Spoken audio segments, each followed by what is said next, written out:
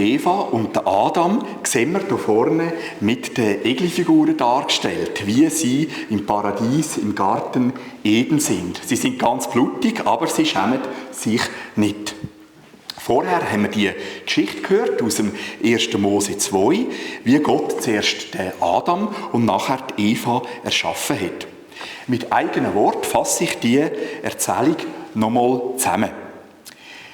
Gott hat den Adam erschaffen aus Staub und hat ihm den Atem vom Leben eingehaucht. Gott hat den Adam eingesetzt, im Garten Eden, ihn zu bebauen und zu bewahren. Der Adam war also aktiv.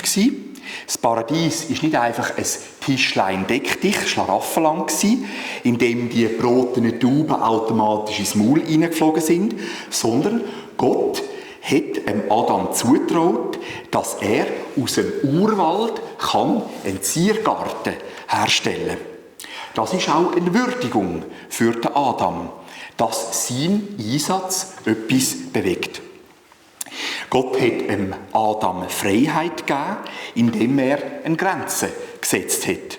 Von jedem Baum vom Garten darfst du essen, aber vom Baum von der Erkenntnis von Gut und Bös, davon darfst du nicht essen. Also die Grenze zwischen Gut und Bös hat es schon im Paradies gegeben. Gott hat dem Adam den Auftrag gegeben, allen Tieren einen passenden Namen zu geben, also kreativ zu sein, wissenschaftlich tätig zu sein. Gott hat dann die Eva erschaffen aus der Seite vom Adam. Auf Hebräisch ist das eben ein Wortspiel. Der Adam sagt, diese soll Männin heißen. Das heißt auf Hebräisch Isha. Denn vom Mann, Hebräisch Ish, ist sie genommen. Also auf Deutsch funktioniert das Wortspiel auch ein bisschen. Eva und Adam haben sich nicht geschämt, obwohl sie nackt waren. Zwischen den Zielen ist klar, im Paradies war die untrübte Gemeinschaft zwischen Mensch und Gott. Ein paar Pfarrer gehen so weit, zum zu sagen, dass genau 27 Grad Celsius warm war im Garten Eden, weil man bei dieser Temperatur weder schwitzt noch kalt hat, wenn man blutig ist. In unseren Ferien in Griechenland erinnere ich meine Frau Christina amigs daran, wenn genau 27 Grad ist, dass es auch im Paradies so gemütlich war. Wenn ich amigs genüsslich in meiner Badhose am Strand einen Eistee geniesse. Es gibt die Bibel fängt an mit der Beschreibung vom Garten Eden, mit dem Paradies und geht dann weiter mit den Geschichten vom Volk Israel, mit Jesus und am Schluss, im letzten Buch der Bibel, in der Offenbarung von Johannes, haben wir den Himmel beschrieben. Und jetzt gibt es verschiedene Begriffe für den Himmel, die ich zuerst mal hier auflisten möchte. Man kann auch sagen, das Paradies, dann die Ewigkeit oder auch die Herrlichkeit, die ewige Herrlichkeit, das himmlische Jerusalem, zu dem kommen wir nachher noch. Dann auch jenseits, das ist eher ein bisschen in einem säkularen Kontext ausgesagt, auch von anderen Religionen her. Dann Vollendung, sehr spannend, Jesus redet von der Vollendung. Dann auch das Reich der Himmel oder Reich von Gott. Einerseits ist das Reich von Gott schon mitten unter uns und andererseits wird es im Himmel vollständig anwesend sein. Im ersten Buch der Bibel finden wir den Garten Eden, im letzten Buch der Bibel finden wir Aussagen von Johannes über den Himmel. Ich lese im Folgenden auf Hochdeutsch den Bibeltext und aus der Elberfelder Bibel und dann gebe ich ein paar Erklärungen dazu auf Mundart. Der Himmel ist die Gegenwart von Gott und wird beschrieben als Thronsaal. Gott ist der König der Könige. Und ich sah, also der Johannes, und ich hörte eine Stimme vieler Engel rings um den Thron her und um die lebendigen Wesen und um die Ältesten. Und ihre Zahl war Zehntausende mal Zehntausende und Tausende mal Tausende, die mit lauter Stimme sprachen. Würdig ist das Lamm, das heißt Jesus, das geschlachtet worden ist, zu nehmen die Macht und Reichtum und Weisheit und Stärke und Ehre und Herrlichkeit und Lobpreis. Also der Himmel ist der Thron von Gott, der Thronsaal von Gott. Dann das Zweite, was vorkommt, der Himmel ist die Hochzeit. Gott, der Vater, organisiert die Hochzeit für seinen Sohn Jesus Christus und wir sind seine Brut. Lasst uns fröhlich sein und jubeln und ihm die Ehre geben, denn die Hochzeit des Lammes, das heißt Hochzeit von Jesus, ist gekommen und seine Frau, also das sind wir, Brut, hat sich bereit gemacht. Und ihr, also der Brut, wurde gegeben, dass sie sich kleidete in feine Leinwand, glänzend rein, denn die feine Leinwand sind die gerechten Taten der Heiligen. Wir sind Brut von Jesus. Das ist doch auch lustig, dass ein gestandener Mann trotzdem Brut von Jesus kann sein. Hochspannend. Die Bibel fängt an mit der Hochzeit von Eva und Adam und sie hört auf mit der Hochzeit, wo Jesus uns heiraten. Auch das ist eine weitere Klammer um die ganze Bibel.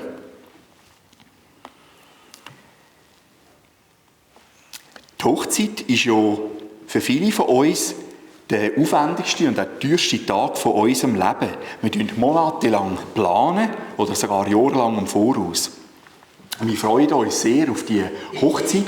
Wir laden ganz viele Freunde ein, Verwandte. Wir wollen, dass unsere liebsten Menschen dabei sind, um mit uns den grossen Tag zu feiern. Und in der Bibel steht bewusst, dass Hochzeit für den Himmel. Weil es ist für uns hoch emotional. Unsere eigene Hochzeit. Und im Himmel werden auch wir, alle unsere verstorbenen Verwandten und Angehörigen, werden wir wiedersehen. Die auch an Jesus geglaubt haben. Und wir werden mit ihnen reden können. Jesus hat am Kreuz auch alle unsere Scham getragen, alle unsere Schande getragen. Also, wenn wir öffentlich entehrt worden sind, dann wird Gott das im Himmel wiederherstellen. Also spätestens im Himmel. Im Psalm 24 oder 22 heißt es, Jesus ist der König der Herrlichkeit. Und er wird uns die Ruhmesgewänder anziehen. Also die weißen Kleider. Das heisst in Jesaja, er wird uns die Ruhmesgewänder, die Festkleider, wird er uns schenken, wird er uns anlegen. Dann ist der Himmel auch das himmlische Jerusalem, die Stadt aus Gold, Lichtglanz, Herrlichkeit, Perlen, Edelstein, Kristall, Glas, so wird das verglichen. Und hier vorne habe ich an der Kirchenwand Lüttwil den Spruch anschlagen lassen, ich sah das neue Jerusalem aus dem Himmel von Gott herabkommen. Also die Stadt ist nicht von uns Menschen gebaut, sondern die Stadt, das himmlische Jerusalem, das kommt von Gott her zu uns. Denn auch ist es eben nicht nur eine Stadt, sondern es ist auch wieder ein Garten, der Himmel. Und in diesem Garten können wir vom Baum vom Leben essen. Es heisst in der Offenbarung von Johannes, in der Mitte ihrer Straße, also vom himmlischen Jerusalem, und des Stromes, diesseits und jenseits, war der Baum des Lebens, der 12-mal Früchte trägt und jeden Monat seine Frucht gibt. Und die Blätter des Baumes sind zur Heilung der Nationen. Jetzt sehen wir auch, es gibt einen Unterschied zwischen Garten Eden und dem Himmel. Im Himmel werden wir dürfen von dem Baum vom Leben essen und durch das ewig leben. Dann das 5. Also ich sage, die Liste ist nicht abschließend, ich habe das einfach so zusammengefasst, dass wir Gott dürfen anschauen. Und mit dem latinischen Fachbegriff heisst das Divisio Dei. Und so heisst es in der Bibel ganz am Schluss, im letzten Kapitel kommt die Überraschung. Und sie, also die Gläubigen, wir werden Gottes Angesicht sehen. An dieser Stelle muss ich es ein bisschen ausholen. Im Alten Testament gibt es die Geschichte, wo der Mose Gott anschauen wollte. Dann heisst es, Mose aber sagte, lass mich doch deine Herrlichkeit sehen. Dann sprach Gott, du kannst es nicht ertragen, mein Angesicht zu sehen, denn kein Mensch kann mich sehen und am Leben bleiben. Weil jetzt aber Jesus Christus unsere Schuld getragen hat und vergeben hat, ist die Situation jetzt anders. Im Himmel werden wir Gott dürfen anschauen. Und Gott wird unsere tiefste Sehnsucht nach Liebe und Annahme für immer stillen. Zudem wird er uns trösten über all das Schlimme, was wir in unserem Leben haben müssen erleiden. Der Kirchenvater Aurelius Augustinus hat die Aussagen über den Garten Eden und den Himmel treffend zusammengefasst in 4 Stationen. Und hat gesagt, die erste Station ist vor dem Sündenfall im Garten Eden. Dort hat es beide Möglichkeiten gegeben. Entweder die Möglichkeit, dass Eva und Adam nicht gesündigt hätten, als auch die Möglichkeit, dass sie gesündigt haben, was sie auch gemacht haben. Fast hätte ich dieser heutigen Predigt den Titel gegeben, das Problem unserer Freiheit. Ich habe es dann aber nicht gemacht, weil es ein negativer Titel gewesen wäre. Gott hätte eben müssen den Baum von der Erkenntnis von Gut und Böse im Garten Eden pflanzen, damit Eva und Adam die Möglichkeit hatten, das Paradies zu verlassen. Und wieso? Sonst wären sie ja ewig dort eingesperrt gewesen. Sonst wären Eva und Adam gar kein Gegenüber gewesen für Gott. Sie wären nur Marionetten gewesen. Also ein bisschen überspitzt ausgedrückt, sie wären gefangen gewesen im Paradies. Weil Gott uns alle aber so gewaltig fest liebt, hat auch dazu gehört, dass er uns die Freiheit gibt, seine Liebe abzulehnen. Auch eine total verrückte Aussage. Aber Gott zwingt uns nicht, dass wir seine Liebe annehmen. Das wäre gar keine Liebe. Der zweite Schritt ist nach dem Sündenfall. Wir alle Menschen haben gesündigt. Wir alle Menschen haben böse Gedanken, böse Worte und böse Taten. Dann der dritte Schritt, der dritte Status ist, nach unserer Bekehrung zu Jesus haben wir die Möglichkeit, nicht mehr zu sündigen. Jesus wirkt in uns, dass wir immer ähnlicher werden. Mit seinem Heiligen Geist verändert er unseren Charakter, tut er uns erneuern. Er befreit uns auch von Süchten und Abhängigkeiten. Das kann natürlich auch ein längerer Prozess sein. Aber er bewirkt in uns, dass wir ein immer stärkeres Nein haben zu der Sünde. Wir lernen mit der Hilfe von Jesus, die Welt zu überwinden. Und der vierte und letzte Schritt ist im Himmel. Im Himmel wird es keine Möglichkeit mehr geben zum Sündigen. Im Himmel gibt es das Problem von unserer Freiheit nicht mehr. Wieso? Weil alle Menschen sich auf dieser Welt entscheiden müssen, ob sie an Jesus glauben wollen oder nicht. Und im Himmel gibt es die Freiheit dann nicht mehr, sich für oder Jesus zu entscheiden. Weil alle Menschen, die im Himmel sind, die Entscheidung bereits auf dieser Erde getroffen haben. Ich habe einen Freund, der sich schon jahrelang Sorgen macht, ob er im Himmel wieder etwas Böses machen wie damals Eva und Adam im Garten Eden. Dass er quasi einen zweiten Sündenfall wird auslösen. Aber im Himmel wird es nichts Böses mehr geben. Auch unser Wille wird geläutert sein. Und das ist wie der erste Schritt, dass Gott in uns wirkt und sagt, wir sind sündig, wir brauchen Jesus, wir brauchen die Vergebung. Das ist der erste Schritt, dass wir das erkennen, dass wir vor dem heiligen Gott nicht bestehen können. Aber der zweite Schritt ist, dass wir die Liebe von Gott auch annehmen dürfen, dass wir die Vergebung von Jesus auch dürfen ergreifen und dass wir Jesus dürfen vertrauen, dass wir keine Angst haben müssen, dass wir im Himmel wieder werden sündigen. Für weiterführende Informationen über den Himmel verweise ich auf einen Vortrag, den ich vor einigen Jahren gehalten habe. Der heisst «Was erwartet uns im Himmel?». Er ist auf unserer Homepage www.kirchengemeinde unter Predigten abrufbar. Ich finde es sehr spannend, wenn wir uns mit dem Himmel beschäftigen. Das gibt mir Kraft für meinen Alltag. Der G.A. Packer war ein amerikanischer Pfarrer. Er ist etwa 93 oder 94 geworden. Und er hat gesagt, dass er sich jeden Tag ein paar Minuten Zeit nimmt, um über den Himmel nachzudenken.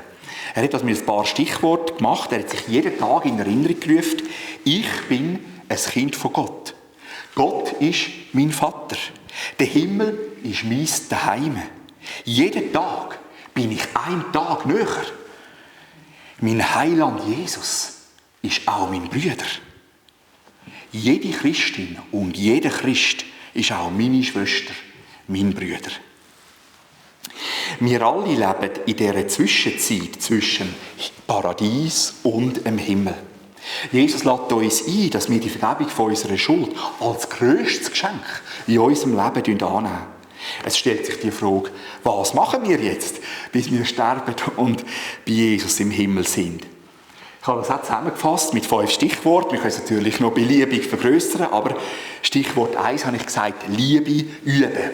Weil Gott selber Liebe ist. Weil sein innerstes Herz, sein Charakter, ist Liebe zu uns.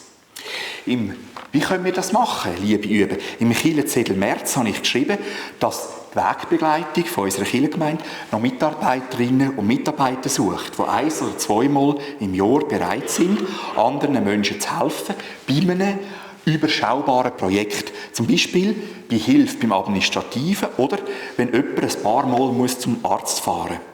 Bei Interesse meldet euch bitte bei den beiden Leiterinnen. Telefonnummern sind auf dem Kirchenzettel notiert. Vielen Dank. Regelmässiges Gebet, auch Fürbittegebet für unsere Kinder, für unsere Enkelkinder, für alle Menschen, die Gott uns aufs Herz legen. Wir können beten, dass Jesus sie ganz ergreift, dass sie in dieser schwierigen Welt, in dieser schwierigen Situation, dass sie dürfen Überwinderinnen und Überwinder werden. Ich tue oft am Donnerstagmorgen im Altersheim Seon Gottesdienst feiern und dann motiviere ich die Leute, die dort sind, dass sie beten für ihre Kinder und Enkelkinder.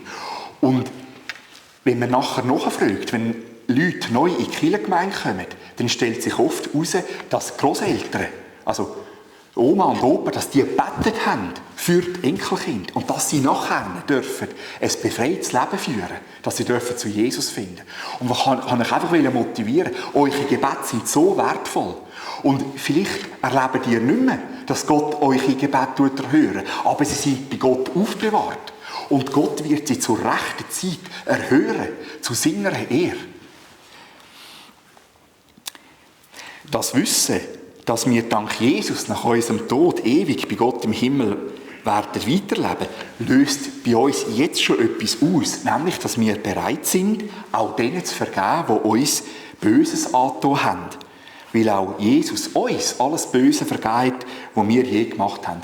Natürlich kann das auch ein längerfristiger Prozess sein, wenn es tiefe Lebenswunden ausgelöst hat. Aber es ist wichtig, an dem auch zu arbeiten. Und dass Jesus zu sagen, du, ich habe Mühe zu vergeben, ich habe Probleme. Aber drückt das auch in einem Gebet ausdrücken. Ehrlich mit Gott ringen. Unsere Liebe zu der Bibel wächst, wenn wir erkennen, dass Gott durch die Bibel in alle unsere Höchst und Tiefs von unserem Leben uns den Weg zeigen. Und wenn wir auch das umsetzen, was wir von der Bibel her verstanden haben, von den 10 Geboten und auch von der Bergpredigt von Jesus. Und dann haben wir auch den Auftrag oder auch die Freude, dass wir andere Menschen kreativ zu Jesus führen mit den Gaben, die Gott uns anvertraut hat. Momentan erleben wir, dass Gott stark im Alpha-Life-Kurs wirken. Wir sind ganz eine bunte Mischung von Menschen und wir erleben, wie Jesus Menschen zieht und wie er wirken an unseren Herzen. Ich komme zum Schluss und zu der Zusammenfassung.